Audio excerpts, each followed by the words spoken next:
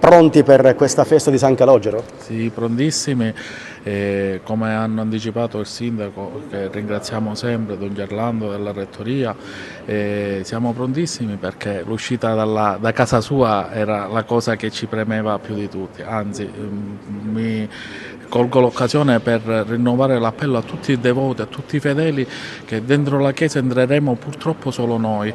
Dico, dal Sacrato in poi si farà tutto quello che si è fatto negli altri anni, quindi massima collaborazione perché la questura abbiamo garantito questo tipo di situazione dentro il santuario.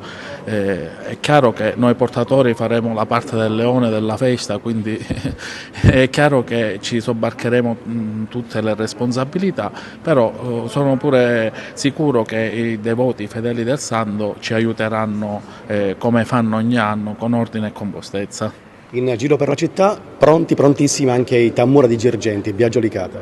Sì, per il 18° anno, tra l'altro ci onora la presenza dell'associazione Tammura di Girgenti, da me capitanata. I ragazzi miei e le famiglie non ho modo sempre di ringraziarli per la preziosa collaborazione. La festa di Agrigento è la festa del popolo, del nostro amato San Calogero, quindi siamo davvero carichi e sempre di più felici di portare aria di festa nell'amata città. Ringraziamo come sempre il sindaco e tutta l'amministrazione comunale, la rettoria del santuario e la curia capitanata dalla sua eccellenza il cardinale Damiano.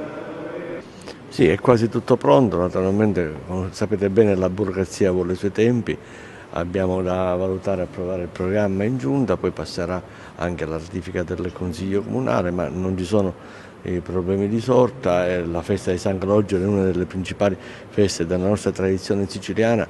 Vi ricordo che è stata inserita nel dossier uno dei 44 progetti che ci ha portato poi a vincere il titolo di capitale italiana della cultura, un qualcosa di identitario, non è soltanto una festa religiosa ma una festa anche di alto spessore culturale, e penso che quest'anno si possa realizzare ancora in maniera più imponente visto proprio l'anno in cui ci troviamo.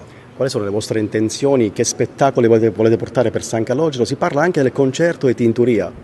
Sì, si parla di tanti concerti, si parla di spettacoli, di un concerto, ancora però ecco da definire, è quello di creare quell'area, quell'atmosfera che possa far sì che sia celebrato il santo naturalmente in maniera religiosa e ahimè anche in parte in maniera pagana come succede qui ad Agrigento, però tutto sommato è quello di creare un'atmosfera gioiosa e culturale e che possa attirare non solo i nostri concittadini e l'intera provincia ma anche i turisti che sono presenti anche nel nostro territorio. Questi ritardi a cosa sono dovuti?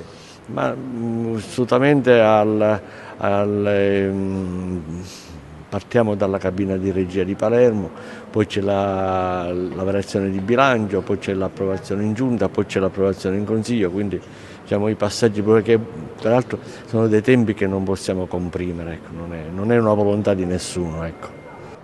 Sì, anche se i lavori, la chiesa è stata consegnata, quindi sono iniziati i lavori di restauro da parte con i fondi del PNRR e quindi afferenti al Ministero dell'Interno e alla Sovrintendenza.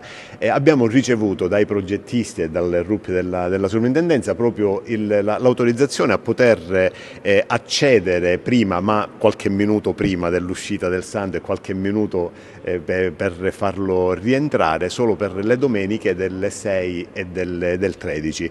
Tutte le altre funzioni verranno svolte qui in Basilica, a cominciare dal 4 fino al 13, quindi anche le celebrazioni della domenica, quindi tutte le celebrazioni liturgiche le vivremo qui nella Basilica dell'Immacolata e poi ci sposteremo presso il santuario alle 12 la prima domenica, alle 13 la seconda domenica per la consueta processione, quindi con la preghiera, l'affidamento del popolo, della popolazione agrigentina a San Calogero e l'inizio e l'avvio della processione. Qual è il messaggio che lancia ai fedeli? L'unica cosa che chiediamo è la collaborazione per evitare, visto che non è possibile, non è fruibile il santuario, di chi deve esprimere la propria devozione di venire qui all'Immacolata per esprimere la devozione e assistere dall'esterno e non dall'interno del santuario per l'uscita e l'entrata della vara con il santo. L'altra novità che avevo dimenticato a dire in conferenza stampa è che quest'anno avremo la vara nuova di San Calogero, che è stata donata dal presidente dell'associazione dei portatori di San Calogero, che verrà benedetta, questo lo possiamo dire, verrà benedetta dopo la celebrazione del sabato 5, quindi alle 20 sul sacrato dell'Immacolata. Sul lancio del pane, quale messaggio vuole lanciare ai fedeli?